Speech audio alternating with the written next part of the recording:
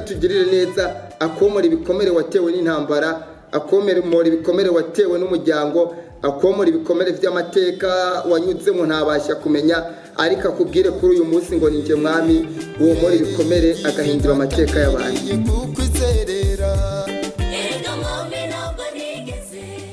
Ngiye gusoma rero ijambo ry'Imana dusanga mu gitabo cy'ubutumwa bwiza bwa Yesu Kristo bwanditswe na Yohana. Turasoma igice cya 4 dusome ku murongo wa 6 no ku murongo wa 7. Umurongo wa 6 turatubwira ngo kandi aho hari iriba rya Yakobo, nuko Yesu ananijwe nuko yagenze cyane apfa kwicara kuri iryo riba, hari nk'isaha 6. Umusamariyakazi aza kuvoma, Yesu aramubwira ati mpa utuzi two kunwa. Iri ni ijambo ry'Imana. Yesu nashimwe cyane. Tugiye kuganira ku ijambo ry'Imana, twahaye intego nziza cyane, intego ivuga ngo utabura ikivomesho akuvomere.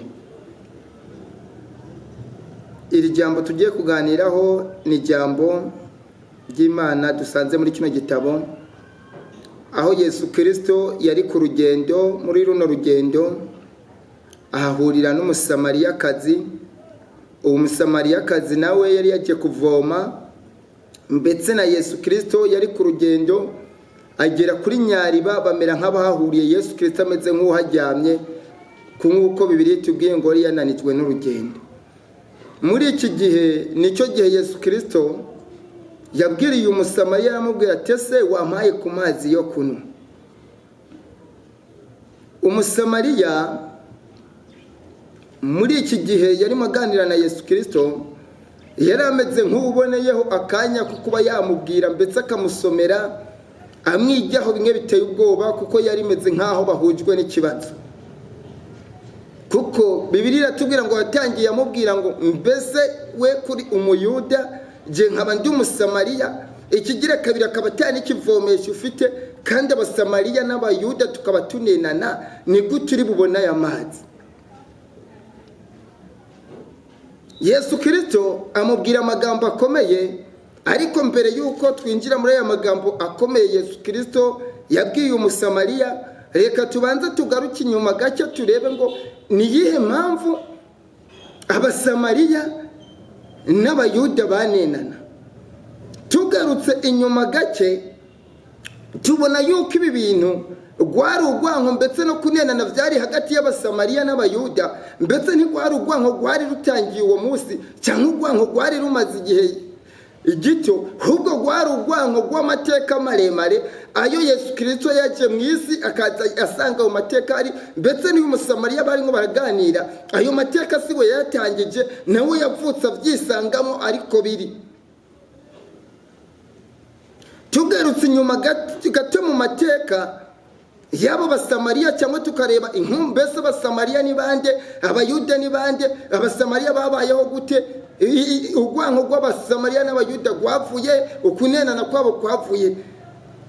Reka turebe mu gace turi bukoresha ubunyarutsi. Ni icyigisho cyadusaba igihe kirekire, ariko reka ngusabe ukurikirane neza, numara gukurikirana uri buze gusobanukirwa byinshi. Tugarutse inyuma mu gace mu kinjana cya 8 imbere y'ivuka rya Yesu Kristo, mu gihe umwami Salomo yari amaze gupfa ingoma ayisigira umuhungu we. Nicyo gihe, muri icyo gihe ayisigira umuhungu we, nicyo gihe ubwami bwo muri Isirayeli bwacitsemo kabiri. Bumaze gucikamo kabiri, imiryango 10 ijya ukwayo, iyindi miryango 2 ijya ukwayo. Imiryango 2 yagiye ukwayo, yagiye mu majyepfo ya Isirayeli. Iyo miryango 2 isigara ari yo miryango ya Yuda y'abayuda. Hanyuma iyindi miryango 10 yari yiyonkoye ku bwami bwa Dawidi, ijya mu majyaruguru ya Isirayeli. Iyo miryango 10 ihinduka mu bwoko bw'Abisirayeli. Iyo miryango 10 tugiye kureba, mu gihe bari bamaze kubaka ubwami bwabo bwakomeye, bubatse umugwa mukuru wabo, bawubaka Isamariya, nicyo gihe ubwami bwa Ashuri bwaje bugatera bwa bwami bwo mu majyaruguru ya miryango 10. Bamaze kubatera baraza barabatera barabanyaga. Bamaze kubanyaga babakwiragiza mu bihugu byose byo ku isi byari bikoronejwe n'ubu bwami bwa Ashuri.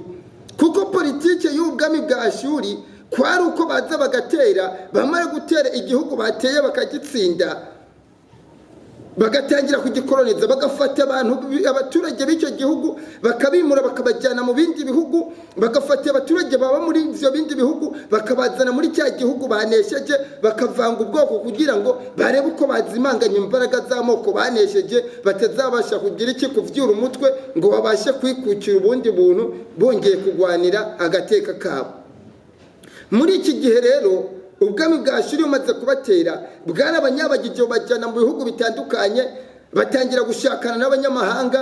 Abandi banyamahanga bava mu bihugu byabo baza muri bwa bwami bwa Isirayeli bwari bufite umugwa mukuru Samariya, nabo batangira kurongora mu Bisirayeli. Bamaze kubarongora ubwoko buravangatirana, ubwoko bw'Abisirayeli bwa ya miryango 10 bumera nk'ubucitse, buhinduka ikintu cy'uruvange utabasha gusobanukirwa.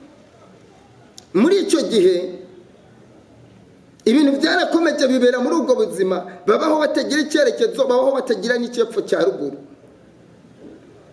Uko iminsi yagiye yigira imbere, na bwa bwami bwo mu majyepfo mu kinyejana cya 6 hagati y'umwaka wa 600 imbere y'ivuka rya Yesu Kristo n'umwaka wa 589 muri iryo imbere y'ivuka rya Yesu Kristo, na bwa bwami bwa ya miryango 2 ya Yuda nabwo bwatewe n'ubwami bwa Babiloni, nabo barabanyaga barabajyana. Ariko muri icyo gihe ko kubanyaga babajyana ari nyagano muri Babiloni, bwa ya miryango 2 yo ikomeza agateka kabo, ntibati umucyo ntibati idini, bakomeza kumira ku mucyo no kutivanga n'ayandi mahanga.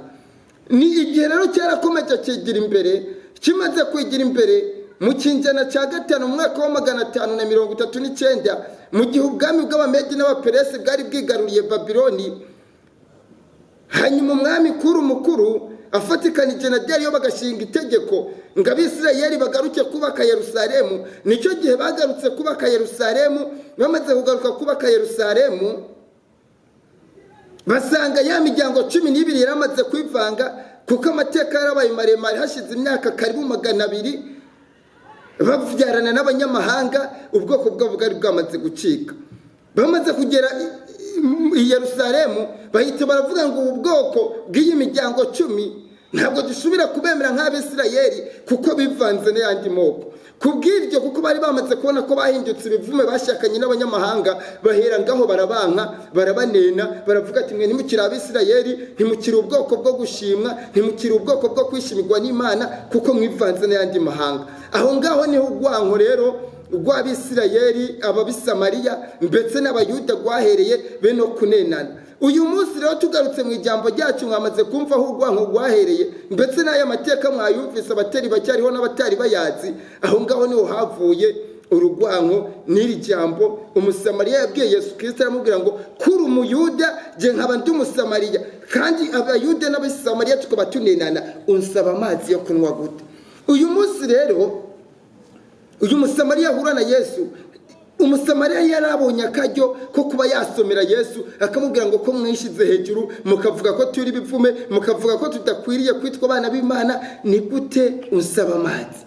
Ariko Yesu Kristo mu kumuganiriza agomba kumwereka yuko ari umwami w'abami, umwami utandukanye n'abandi, umwami ubasha guhindura amateka, agakuraho za karande z'amateka, agakuraho ibibazo abantu batewe n'intambara. Aramubwira ngo iyo uba waruzi ugusavye amazi wari we, uba umuhaye kuri ayo mazi, nawe akaguha ku mazi y'ubugingo.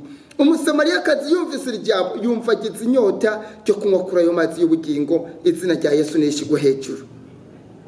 Uyu Musamariya yumva ibintu biraryoshe, mbese amenya ko Mesiya yaje mu isi, amenya ko uhindura amateka, n'uhindura imyaku twatewe n'intambara, n'uhindura za karande twatewe n'ibikomere twatewe n'intambara, uhindura akatuvana mu ibikomere twatewe n'imiryango twavukiyemo, amenya ko yageze mu isi. Aravuga ngo reka nakire nanjye uyu mwami. Haleluya.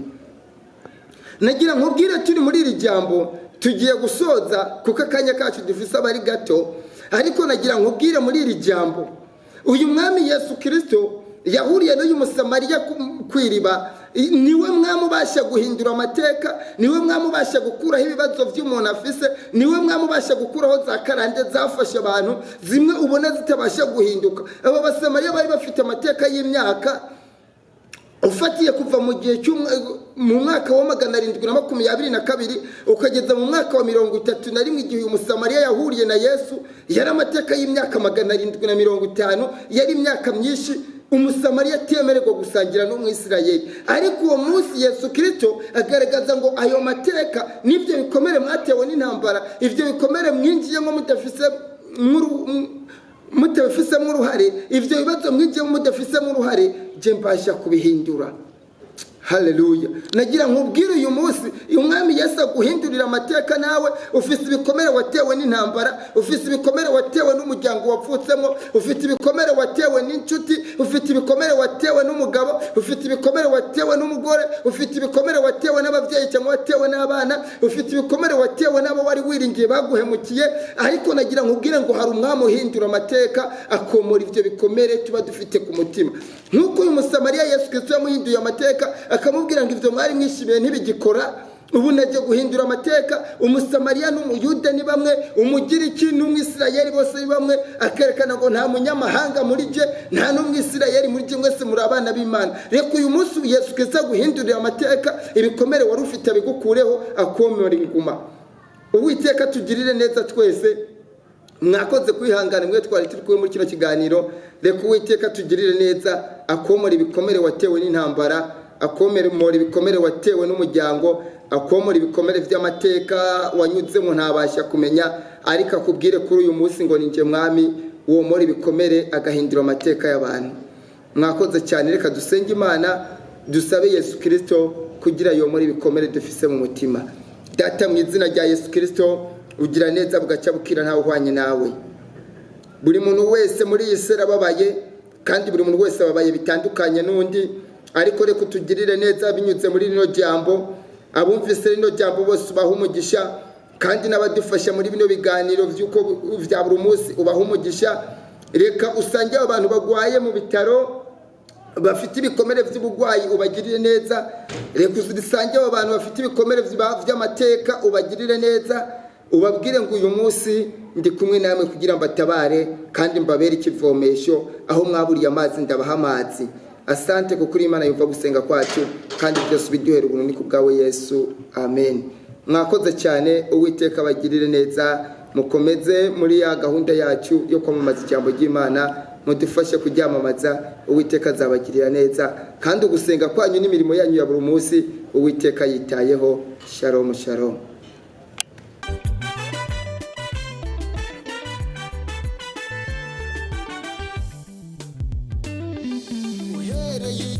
Twagendaniye mwami wanje we, uhereye igihe natangiriye